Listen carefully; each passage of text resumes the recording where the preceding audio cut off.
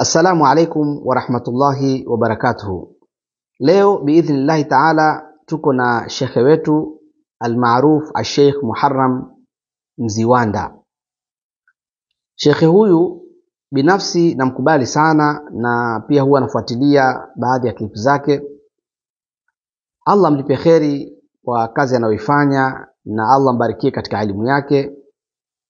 Na ni moja katika mashekhe ambao kwamba ni vijembe au ni visu vikali sana kwa ndugu zetu mawahabi. Nasikia kwamba wakisikia jina la huyu shekhe basi wajilat qulubuhum, sijui ni kweli, Allahu aalam. Sasa kadhia iliyoko ni kwamba shekhe wetu huyu aliwahi kuulizwa swali katika siku zilizopita au miaka iliyopita, manake niliwahi kuiona hii ni clip takriban kama mwaka mmoja hivi au miaka miwili iliyopita, na nilipoitizama nikasema hii clip inahitaji maelezo ili waislamu waweze kufahamu zaidi katika masala ambayo kwamba shekhe wetu ameulizwa na akatoa jibu katika masala hayo. So nikafikiria hilo, lakini baadaye siku nilishughulikia, ila hivi majuzi kama siku 2-3 zilizopita imepostiwa tena mara ya pili ile clip, na nilipotizama ni katika zile akaunti za shekhe au zile pages zake za mtandao za shekhe ambazo kwamba ndio zimetumika katika kuiposti mara pili hii clip. Kwa hiyo nikasema inshallah tutaitolea maelezo ili tupate ilmu na ufahamu zaidi katika masala ambayo kwamba shekhe ameyazungumza. Kwa hiyo nitaiweka clip hii muisikilize, halafu inshallah tutaendelea na kutoa maelezo zaidi ili tuweze kufahamu haya masala aliyozungumza hapa inshallah. Nini hukumu ya kusoma Al-Badiri? Wenyewe wanasema Al-Badiri ni dua. Lakini ukitazama Allahu a'lam, Al-Badiri kama Al-Badiri ukitazama. Okay, kabla sijasonga mbele, kwanza hizo sekunde chache ambazo tayari tumesikia ningependa kutoa maelezo hapo ndani, kisha tusonge mbele katika kusikiliza hiyo klipu mpaka mwisho inshallah. Katika hizo sekunde chache nafikiri tushaelewa kinachoendelea. Shekhe ameulizwa kuhusu Al-Badiri, na mwenye kuuliza hakuuliza Al-Badiri ni nini, ameuliza hukumu moja kwa moja. Amesema hukumu ya Al-Badiri ni nini, na shekhe alipokuja kujibu akaeleza akasema Al-Badiri wenyewe kama wanavyosema. Okay, katika maelezo hayo mimi ningependa kutia neno ili tuweze kufahamikiana tunapoelekea inshallah. Al-Badiri hili ni neno la Kiarabu, sisi tunalitamka Kiswahili Al-Badiri Al-Badiri, lakini hili ni neno la Kiarabu ambalo kwamba asili yake ni Ahlul Badri. Ahlul Badri maana yake ni watu wa Badri. Watu wa Badri ni kina nani? Watu wa Badri ni wale masahaba waliopigana vita vya Badri, wale ndio wanaitwa Ahlul Badri. Maana yake watu wa Badri, masahaba waliopigana vita vya Badri. Sasa mashekhe walikusanya yale majina ya masahaba waliopigana vita vya Badri, kisha wakayatengenezea dua ama wakayatungia dua ambayo kwamba ni tawassuli. Unafanya tawassul kwa kupitia majina ya wale mashekhe, na tawassul kama tunavyofahamu ni jambo ambalo kwamba linakubalika na limesihi na limethubutu. Na hii tuendelee kusikiliza clip. Narudia tena, Allahu a'lam. Ukitazama Al-Badiri kama Al-Badiri vile ilivyo, unaona Al-Badiri ni sehemu katika uchawi. Lakini Allahu a'lam. Asihukumu mtu aliyetoa fatwa hii ni mufti.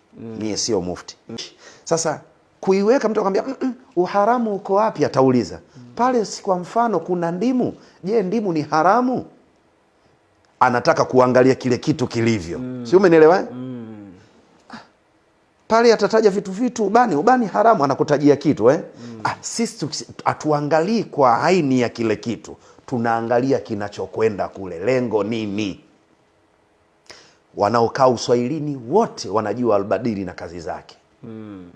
Kwa tafsiri halisi atuangalii ndimu yako, Atuangalii sindano yako kama ndio ile tunatumia kushonea, atuangalii nyembe yako kama ndio ile tunakatia vitambaa na nini, hatuangalii. Tunaangalia nini unakwenda kufanya baada ya hapo, lengo nini. Si Kiswahili changu kimeeleweka? Kiswahili chako kwa ujumla, Allahu a'lam. Okay, sasa hapa kuna masala mawili shekhe amezungumza, na haya masala yanahitaji kupambanuliwa. Suala la kwanza, shekhe ametoa hukumu yeye moja kwa moja. Shekhe ametoa hukumu ya moja kwa moja kusema kwamba albadiri ni sehemu katika uchawi, which is wrong. Lakini kuna pointi ya pili ambapo kwamba shekhe yuko sahihi. Albadiri yatumika vibaya, yani mtu anatumia albadiri kwa malengo mabaya, kama hiyo kusema masala ya kutumia wembe, ndimu.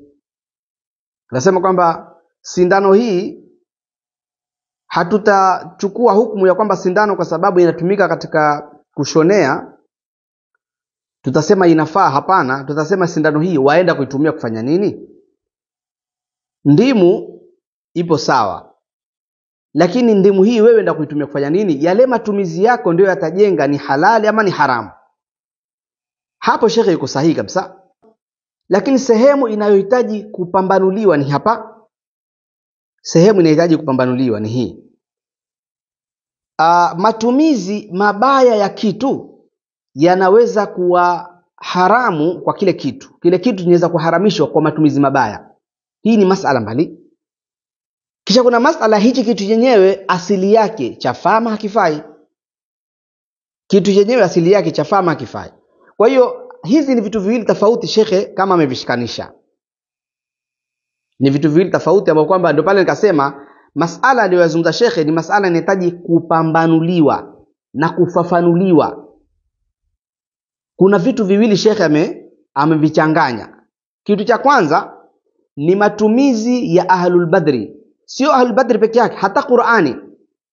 Ukitumia Qur'ani kuifanyia mambo maovu, itakuwa hiyo Qur'ani vile unavyoisoma badala kupata thawabu upata madhambi, na ni haramu. Na ni Qur'ani, lakini unavyoitumia na unavyoisoma sivyo ilivyoletwa kwa kazi hiyo. Lakini usuli asili ya Qur'ani ukisoma kwa kawaida inayojulikaniwa, hii ni halali na unapata thawabu nyingi sana. Kwa hiyo shekhe amechanganya baina ya matumizi na asili ya kile kitu. Na ndugu yetu alipouliza hukumu ya ahlul badri, ameuliza hukumu ya albadri bil umumi manake. Kwa hiyo shekhe alikuwa pale apambanue ahlul badri ni kitu kinachofaa, inasihi kabisa, lakini matumizi yanayotumika, watu wanaitumia vibaya ahlul badri ni kama mfano wa Qur'ani. Qur'ani ni kitabu cha Allah, maneno matakatifu, ukisoma unapata thawabu nyingi sana. Lakini watu wakati mwingine wanaitumia hini Qur'ani kwenda kuifanyia mambo ya uchawi. Huko uchawi ama huko mambo ya kishirikina hufanywa kwa kutumia Qur'ani. Hii Qur'ani ya Allah, maneno matakatifu, hutumika wakati mwingine kuenda manake kukamilisha mambo ya kichawi au mambo ya kishirikina. Kwa hiyo inakuwa Qur'ani ile ni madhambi na ni haramu, lakini asili ya Qur'ani ni halali na matumizi yaliyokuwa ya sawa ni haya. Vile vile ni ahlul badri, ni dua hii sahihi kabisa, lakini kwa kuwa watu wengine huitumia kama sehemu ya uchawi au kama kuroga, inakuwa haifai. Lakini asili yafaa. Ukiisoma dua hii, Allah kuondoshie matatizo, Allah kufungulie, Allah kuhifadhi, haina tatizo. Ahlul badri unaweza kusoma katika misingi hiyo. Lakini ukisoma wataka kwenda kuangamiza watu, wataka kwenda kufanya mambo ya vituko na kutesa watu, na kuenda kutumia mambo mengine ndani, ukachukua na vitu vingine ndani ukaenda kuviweka ambavyo kwamba havisihi, ni makosa. Ama suala la ubani mara nyingi unapotumika ni kwa ajili ya kuleta harufu nzuri na pale pahala paweze kuhudhuriwa na viumbe watakatifu. Umefahamu Unapoweka ubani sehemu, hikma ya ubani ni kuleta harufu nzuri pale pahala na viumbe waliokuwa watakatifu. Wakiwa viumbe wale ni malaika, ikiwa viumbe wale ni majini, lakini kiumbe yote ule aliyokuwa ni kiumbe mwema, hata binadamu aliyokuwa ni mtu mwema, akisikia ile harufu ya ubani atajua hapa ima kuna dua inasomwa, kuna jambo la kheri linaendelea, ama hapa kuna kitu fulani kinaendelea, anapata sign. mtu muovu huwa hashughuliki. Kwa hiyo ile ubani ikiwekwa huwa ni kwa ajili ya kuleta harufu nzuri na kuvuta viumbe waliokuwa watakatifu katika ile eneo, ili dua ile ipate nguvu na dua ile ipate kabuli. Sio kwamba ile dua ikisomwa na ubani watu wanaitakidi ule ubani ndio unaopeleka ile dua, hapana. Wala hakuna makubwa zaidi ya hayo.